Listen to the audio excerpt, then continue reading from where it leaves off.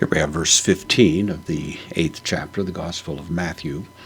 We're in the midst of the story Matthew tells of Jesus coming into the home of Peter and finding there Peter's mother-in-law who is sick with a fever. And Matthew now gives the account of the healing of this woman with the connective kai, hapsato. This is from haptomai. It's actually from a root that means it's hapto, which means to burn something, actually, to ignite it. In the middle voice, it means to touch. There's still a kind of a distant connection there between the two ideas. So Jesus, using this word, haptomai, touches her. This is the aorist, third person singular. Aorist, active indicative. He touched. Tes kairos, the hand. Kairos, of course, English words like chiropractor from this. Autes, the possessive pronoun, the genitive feminine, singular, referring to her hand. So he touched the hand of her.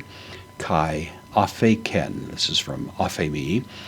Aphemi means to leave off. It can mean to forgive, as a leaving off an obligation or a grudge or something like that, to leave a burden. In this case, it left her, referring to the fever. So it left her. This is the third person singular, aorist active indicative. Autein, her, the direct object of this. It left her, the subject of the verb, ho puretos. This is, of course, with the root pur, which is the word for fire, is in pyro. So the fever left her. Kai agerthe. This is from agero. I rise up. This is the third person singular, aorist passive indicative. So it left her and she was raised up, is the idea.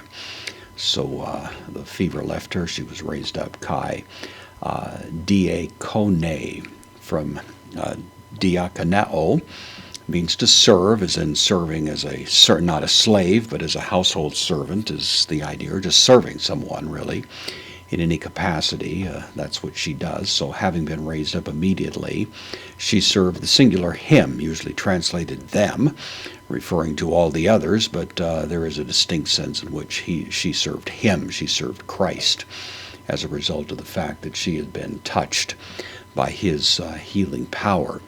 And so we have once again another healing account, this one not really related to a display of faith on the part of the woman. She doesn't ask for this healing, but Jesus simply unilaterally applies it, and she immediately takes up the business of serving him and, of course, others who were there as well.